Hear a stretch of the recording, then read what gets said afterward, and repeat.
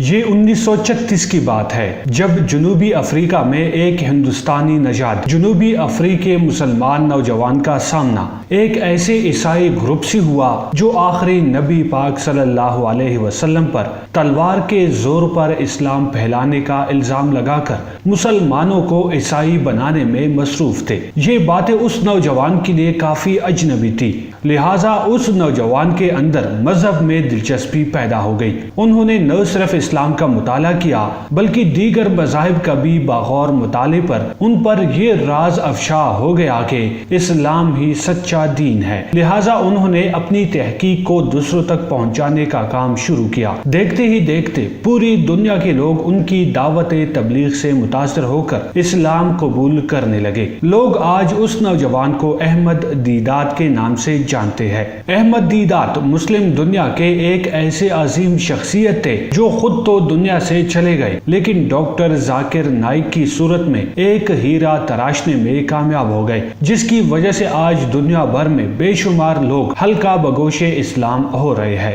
احمد دیدات کا پورا نام احمد حسین دیدات تھا۔ وہ 1 جولائی 1918 کو انڈیا کے شہر سورت میں پیدا ہوئے۔ بعد میں وہ جنوبی افریقہ منتقل ہو گئے اور وہاں کی شہریت حاصل کی۔ احمد دیدات ایک عظیم اسلامی مبلغ اور اسکالر تھے۔ ان کا مطالعہ اتنا وسیع تھا کہ نہ صرف اسلام بلکہ دیگر مذاہب جیسے عیسائیت، یہودیت اور دیگر مذاہب کے علوم پر بھی انہیں دسترس حاصل تھی۔ یہی وجہ تھی کہ انہوں نے کئی مناظروں میں غیر مسلم مناظر کو لاجواب کر دیا تھا۔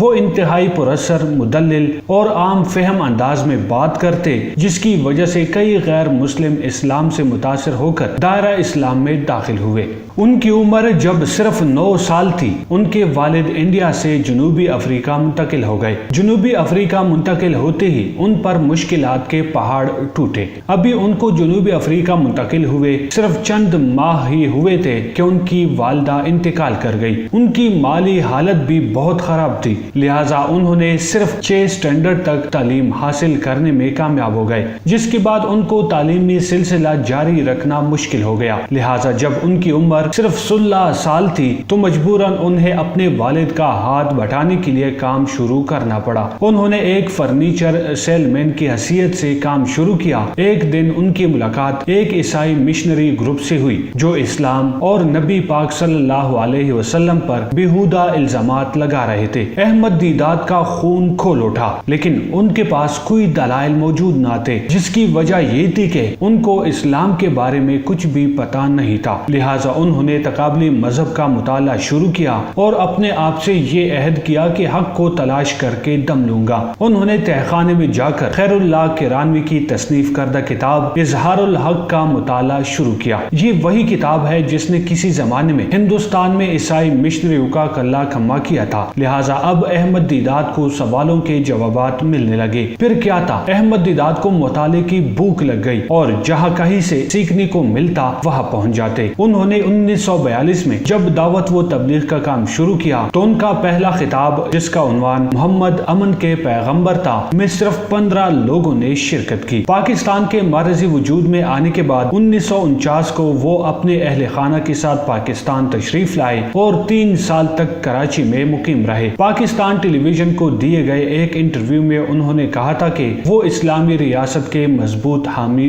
رہے ہیں۔ 1957 میں انہوں نے اپنے 2 دوستوں غلام حسین اور طاہر رسول کے ساتھ مل کر ایک ادارہ بنایا جس کا نام IPCI Islamic propagation centre international کی بنیاد رکھی۔ اس کے علاوہ انہوں نے 75 ایکڑ رقبے پر محیط ایک انسٹیٹیوٹ بھی قائم کیا تھا۔ 1986 تک احمد دیدات پوری دنیا میں مختلف ممالک کے دورے کر چکے تھے اور غیر مسلموں کے ذہنوں میں اسلام سے متعلق غلط فہمیوں کو دور کر چکے تھے۔ ان کے شاندار کام کا اندازہ اس بات سے لگایا جا سکتا ہے کہ ان کی خدمات کے اعتراف میں ان کو کنگ فیصل ایوارڈ سے بھی نوازا گیا۔ احمد دیدات کی خدمات کو ایک چھوٹی سی ویڈیو میں بیان کرنا ناممکن ہے، لیکن اتنا ضرور کہوں گا کہ اگر آج دنیا بھر میں ڈاکٹر ذاکر نائک جیسے لوگ اسلام کی تبلیغ کر رہے ہیں اور غیر مسلموں کی اسلام کے بارے میں غلط فہمیوں کو دور کر رہے ہیں تو یہ احمد دیدات کا ہی کارنامہ ہے۔ وہ کئی کتابوں کے مصنف ہے جن میں کیا بائبل خدا کا کلام ہے، بائبل محمد محمد صلی اللہ علیہ وسلم کے بارے میں کیا کہتا ہے، قرآن معجزوں کا معجزہ، محمد